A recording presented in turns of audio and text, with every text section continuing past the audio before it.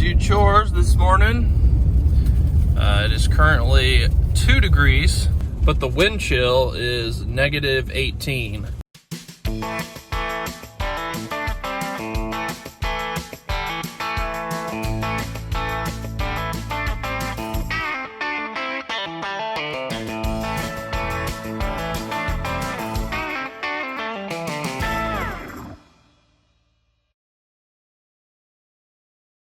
I think tonight is the coldest it will get. Tonight it's supposed to get down to negative 11, and then it'll start to get warmer from there. So we're almost through the thick of this cold, but I have noticed that it wears me out to be in the cold, you know, for multiple hours in a day, probably 4 or 5 hours each day. But part of that is because I am not used to the cold. I don't really work that much on the farm in the winter. Nathan and Kendall are more full-time employees, and I do other stuff at home, whether that's through emailing or different office work, our video production, all that kind of stuff. So it's not like I've been out working in the cold every day leading up to this. The reason why I've been doing chores during the coldest week of the year is because Nathan and Riley had their baby just yesterday, and so that is exciting news. I look forward to getting to meet Henley today. Should get to meet her today. So, and Nathan will probably be back doing chores here in a couple days, but I'm happy to do them for him because it's an exciting time. So we now have Blair, Kendall and Kaylin's little girl, and then now we have Henley, Nathan and Riley's little girl. So 2 girls added to the Peterson family, restoring the balance a little bit from when it used to be the 3 boys and dad versus Laura and mom. So we're all balanced out now, I think. All right, here's hoping the tractor's starting this morning.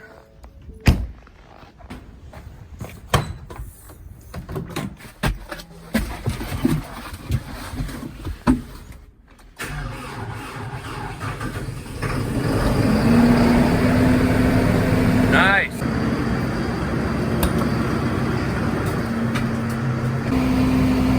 And 2 for 2. We have liftoff. The ground has been frozen now for a long time, but we still have a lot of these tracks from when it was muddy, which makes for a pretty bumpy ride. You gotta take it slow in the morning. Hope you're in the way down there. I'm not gonna be able to hit the brakes.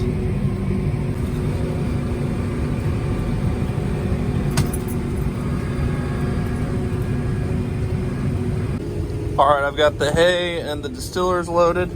Now comes the cold part where I gotta get out and get buckets out of these trailers, put them into the tractor bucket. 6,500 pounds, go feed.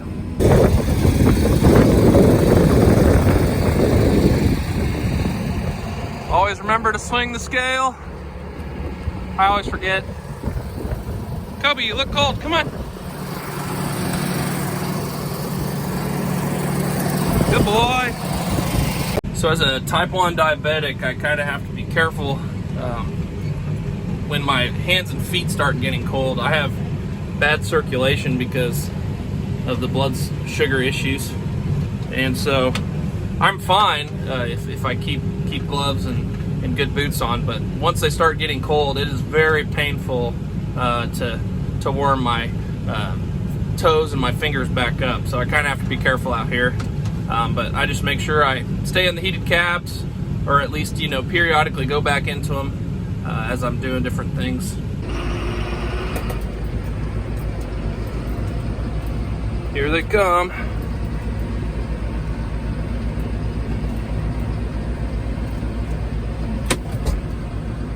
So we've seen a lot of comments here during the winter about our cattle and, oh, how do they stay warm? Oh, they must be miserable. They must be suffering. Truth is, cattle just eat more to regulate their body temperature, and for the most part, they don't really get cold out here as long as they're well fed, and you can protect them from the wind. There's a kind of a hill back here that protects them from the wind some, and we pretty much have windbreak in all of our pens, and there's millions and millions of cattle outside in much worse weather than this every year. And cattle, just kind of like humans, adapt to their climate. They've got a built-in leather coat that insulates them so well that the snow doesn't melt on their back. That's how insulated they are. And so these cattle are fine as far as suffering. They're not out here suffering in the cold, but they are hungrier, and so we feed them more than we would on a warmer day.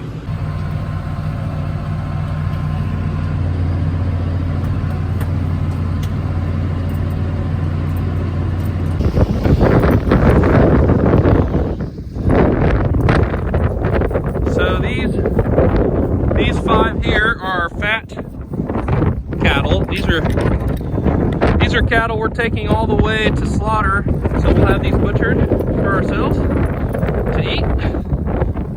So you can tell they're a little bigger than the rest of them. Marking your territory. Is that your weed? Is that your pigweed? These will probably be shared between us and some neighbors probably. The wind chill is actually pretty terrible today. I would say this is the coldest day. The snow's like blowing off the cattle. See, down at the end of the pen they have their windbreak, but up here at the bunks, it's blowing the snow off. So, but they're eating food. They're having a good time. The other thing I have to do is go check these waters here. There's one here and one down there. Kobe. These waters have heaters, but as you can see, it's quite the amount of ice, but down there seems to heat a little better. So this one looks good. I'll check the other one on my way. At first I thought the snow was blowing off their backs, but it's their feet. As they stomp around the bunk there, it loosens all this powder that just came last night. And then the powder blows. So these 4 pens have 2 waters that are heated, but the rest of this feedlot does not have any heaters in the waters. And that's similar to our main feedlot at home. We have heated waters on some of them and then frost-free on the rest.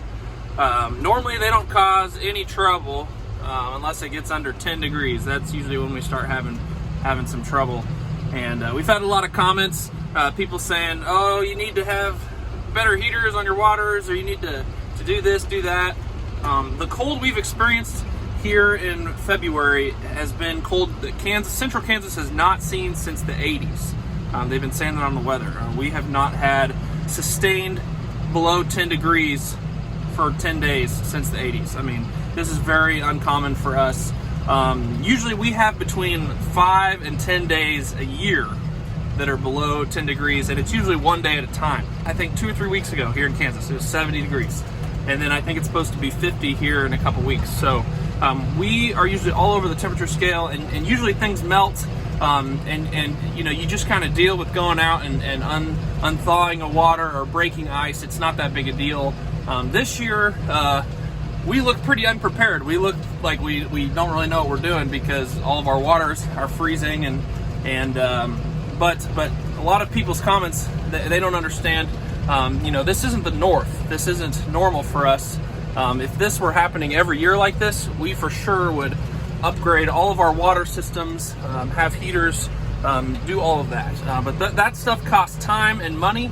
We don't have extra time on this farm. We are very busy, as you see on YouTube, and we don't just throw around money either. Just because you can spend money to upgrade something doesn't mean that you should. And these 10 days have been pretty hard for us. I think Kendall's going to make a video about up at the main feedlot, just the struggles he's had with the waters freezing.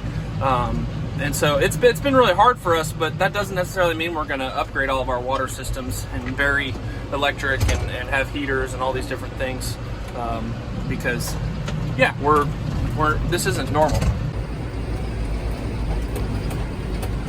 All right, so next thing we're doing is, or the last thing we're doing, is I take my truck up here to this pasture where the cows are, and I feed them some silage. These cows are not cows that are calving. These are cows that were just wintering here in this pasture. We don't have very many pastures, surprisingly enough. We didn't used to do cow-calf. Even 2-3 years ago, we weren't doing cow-calf. Kendall started when he came home from college, and so we're still kind of figuring things out. And so this situation is not ideal. Just kind of like the last video, where the calving situation was not ideal yet. We're still figuring things out there. But these cows are watered by a gravity flow line. There's a water tower on top of this hill that runs down to the feedlot, and then on the back side of the hill, there's an underground line that goes to the water that waters the cows. There's no electricity for this cow water, and you could bury a line over here, I guess, but it'd be a long ways, and this is not our pasture, nor is this our feedlot. We're just basically leasing this for a couple of years until the owner moves here. We're just kind of taking care of this place, and so we're not going to go making any major changes to what it looks like. So I have to chop ice on this water every day. Here come the cows, and it's really not that big a deal. All right, got the cows fed. There's the slowpoke. She's always last to get here.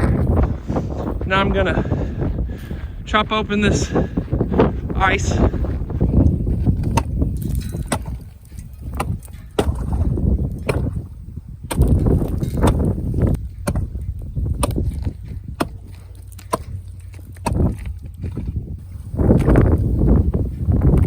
All right, so chopped a hole there. Cows can now get to water. So as I was saying before, we've had a lot of comments about our water situation and about the cattle being out in the cold. And a lot of those comments, I appreciate those comments. I appreciate the suggestions of how we could do things better, how we could heat the water. But that doesn't necessarily mean that if we don't do those things, we're doing it wrong. And I think that's what some people don't really get. You really only have to thaw waters, 5 to 10 days a year on average. And so if you have to deal with a cold stretch like this once every 20 years, is it really worth it to have the methods in place to heat everything? People up north, this is their whole winter. I mean, they're in the single digits probably just about all winter long. And so it totally makes sense to spend money to make sure everything is prepared for the extreme cold up there. But here in Kansas, we spend a lot of our winter above freezing. Our average temperature for February is 45 degrees. So think about that. If your average temperature is 45 degrees, you're not that concerned about waters freezing. I do appreciate all the suggestions of how to keep that pasture water from freezing, and to keep the feedlot waters from freezing, and just how to fight all this. I appreciate all the suggestions. I'm not saying you shouldn't make those suggestions, but there were some of those suggestions that were essentially calling us stupid or lazy. There was one comment that even called us cheap, ignorant bleeps for not having a heater out in that pasture. And it's like, you don't even know the situation, man. I've been doing this Peterson Farm Bros social media thing for 8 years now, and I think I used to have thicker skin, but you just read so many comments year after year telling you that you don't know what you're doing, or you're doing it wrong, or we do it this way, or you guys are stupid, this, that. And I don't know. I'm sure I'm not going to be able to change the world with this video, but maybe it'll at least to give a few people some perspective of, oh yeah, well maybe I can say what I want to say, but maybe not be such a jerk about it. Anyway, I hope you guys enjoyed this video. It is 3 degrees, so it's warmed up a little bit. I think the wind chill's still pretty bad though. It is windy today. I'm heading to church, gonna worship God, gonna warm up, and then we're going to go see Nathan and Riley's baby after church. Kendall and Kaylin's daughter Blair is getting dedicated today, so we had Nathan and Riley have a baby 2 days ago, and Kendall and Kaylin, their daughter's getting dedicated. So big weekend for us. It's very cold. They almost canceled church, but thankfully they didn't. So thank you for watching, and please remember to click like and subscribe if you haven't already, and leave us some comments if you have any questions. See you later.